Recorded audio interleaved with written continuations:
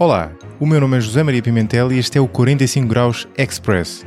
Neste podcast encontram em cada episódio um momento especialmente interessante das conversas publicadas originalmente no podcast 45 Graus. Esta é por isso uma versão Express, ideal para quem tem menos tempo disponível para ouvir, mas procura na mesma um podcast com o qual possa aprender, refletir e ser desafiado. Consultem a descrição deste episódio para informação sobre o tema e o convidado da conversa que vão ouvir agora. Até já! Nós já falámos muito do envelhecimento normal, mas tu já aludiste também, estavas a falar agora do envelhecimento patológico, se quisermos chamar, ou seja, que está ligado a demências ou está ligado a Parkinson ou outras doenças do tipo. Porquê é que ele afeta sobretudo, porquê é que ele se distingue do envelhecimento normal? Bem, não só pela gravidade, mas também por afetar uma zona específica, o hipocampo. Essa é aquela the $100 million question, ou é a $10 million question. É uma pergunta que tem desafiado os neurocientistas.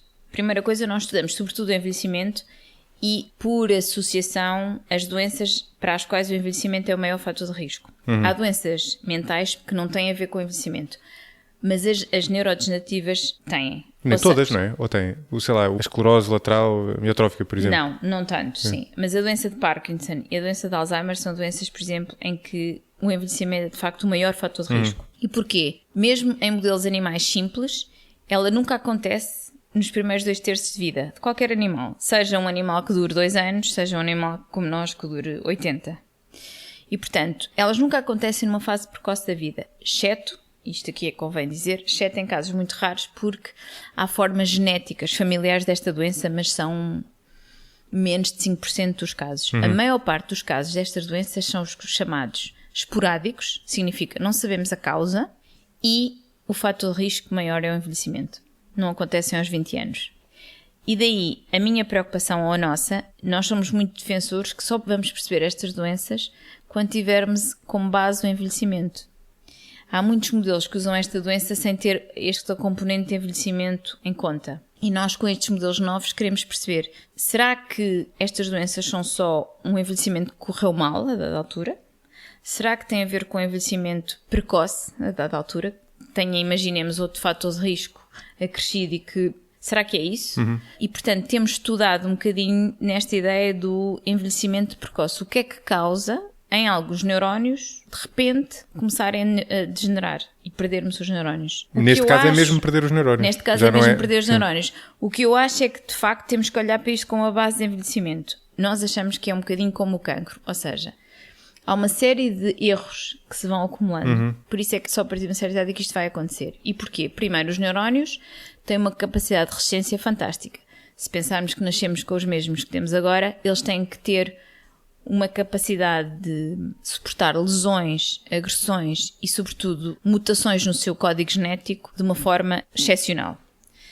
Quando isto começa a correr mal, seja por, e já podemos ir lá por razões ambientais, genéticas e outras, aí é que começa a haver esta neurodegeneração.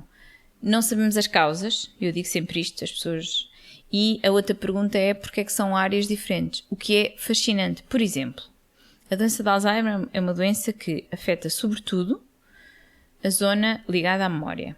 Portanto, daí o que nós vemos nas pessoas é perderem a orientação espacial, perderem a memória de curta duração, não se lembraram do que aconteceu ontem. Portanto, a zona do hipocampo e a zona cortical. Convém dizer que depois vamos perder todas também. Ou seja, é só o início. Vai alastrar, sim. A doença de Parkinson, por exemplo, afeta sobretudo os neurónios dopaminérgicos, já tínhamos falado, e afeta o controle motor. E, portanto, um dos grandes sintomas, também vai haver déficits cognitivos mais tarde, mas o sintoma major, não é aquele mais predominante, são o quê? São sintomas motores. Porquê é que isto acontece? Porquê é que em algumas situações são circuitos dopaminérgicos e noutras são circuitos glutamatérgicos, que é o caso da doença de Alzheimer? Não sabemos. Outro dos campos de investigação muito intenso tem sido esse, tem sido tentar tirar os circuitos, tentar perceber que proteínas é que estão alteradas numas, por exemplo, e não estarão alteradas noutra, e porque é que numa doença isto acontece e na outra não. O que nós sabemos hoje é que em ambas as doenças elas depois eventualmente vão se alastrar e vão sempre ter... Tanto a doença de Alzheimer vai ter alterações motoras, como a doença de Parkinson vai ter alterações cognitivas.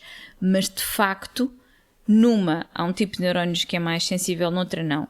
Em termos de doença de Parkinson, achamos que tem a ver com os neurónios dopaminérgicos que são mais sensíveis ao stress oxidativo, e tem sido essa a ideia, e por alguma razão que não sabemos ainda, são mais sensíveis à sinucleína. Portanto, a sinucleína é a proteína que está agregada na doença de Parkinson. Portanto, essa parece ter sido, mas exatamente a razão porque é que uma alteração nessa proteína afeta sobretudo os neurónios dopaminérgicos e não os outros, não sabemos. De facto, ainda não sabemos.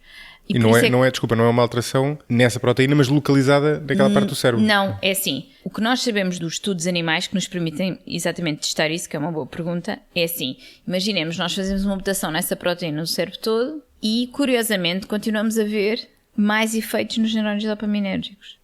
Portanto, e aí as formas familiares ajudam, que são formas em que há uma mutação. Não sabemos porquê. Nos casos mais chamados esporádicos, em que não há doença, nós sabemos que há mais agregados da proteína nessa zona.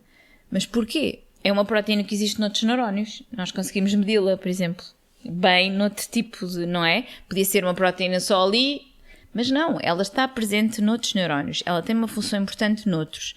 De alguma forma, essa tal sucessão de erros no metabolismo, seja na sua degradação, seja na sua síntese, seja na formação, ou seja, no processo metabólico, falha. Não sabemos ainda porquê. Exatamente, não sabemos porquê. Há imensos grupos a tentar perceber porque é que nos casos há uma coisa e noutros não há.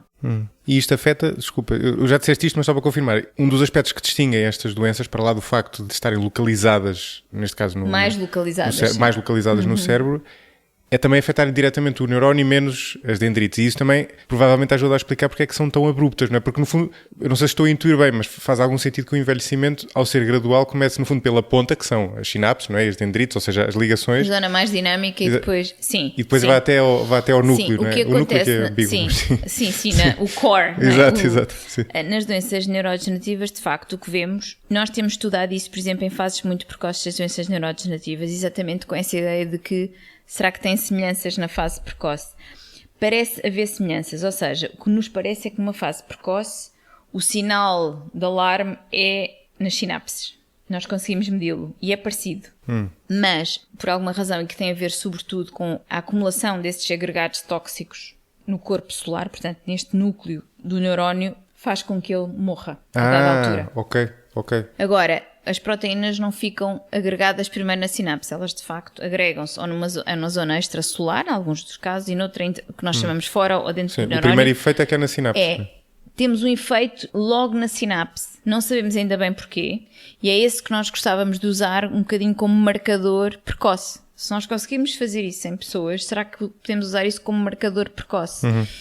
E intervir antes de termos uma fase mais avançada. O grande problema das doenças, que eu não sei se a maior parte das pessoas tem noção, é que o cérebro é tão plástico, no fundo é uma maldição e uma benção, que nós só perdemos as suas funções quando já perdemos imensos neurónios. Nós só o sentimos quando já perdemos 40% ou 50%. Isso é um problema, claro. Não é? E embora agora, convém dizer que agora a tecnologia está muito avançada e conseguimos com as técnicas de imagem diagnosticar muito mais cedo. Mas de facto, quando a pessoa começa a ter sintomas, já tem uma grande parte da massa dos neurónios que se perdeu. E o grande desafio são dois, não é? Será que nós conseguimos diagnosticar mais cedo, com marcadores do sangue, marcadores no líquido? O líquido é o líquido cefalorraquidiano, portanto, e é o líquido que vem ao cérebro e a espinal medula. E por vezes é mais representativo do que está a acontecer. Por isso é que às vezes as pessoas fazem punções lombares para ver se têm infecções, etc. E não vamos só ao sangue. Portanto, será que nós conseguimos nestes líquidos biológicos ter noção mais cedo? E intervir mais cedo? Primeira coisa. E depois, será que conseguimos perceber o mecanismo? Que é outro. Será que nós, sabendo isto mais cedo, conseguimos perceber um mecanismo e conseguimos ter fármacos que sejam mais eficazes, porque não têm sido. Gostaram deste episódio? Se quiserem ouvir a conversa completa, podem encontrá-la no podcast 45 Graus, disponível nesta mesma aplicação ou no site 45graus.parafuso.net. Se encontram valor no podcast e querem contribuir para a continuidade deste projeto, podem avaliá-lo na aplicação que utilizam, seja ela o iTunes, Spotify, Stitcher ou outra. Podem também partilhá-lo com amigos e divulgá-lo nas vossas páginas ou redes sociais.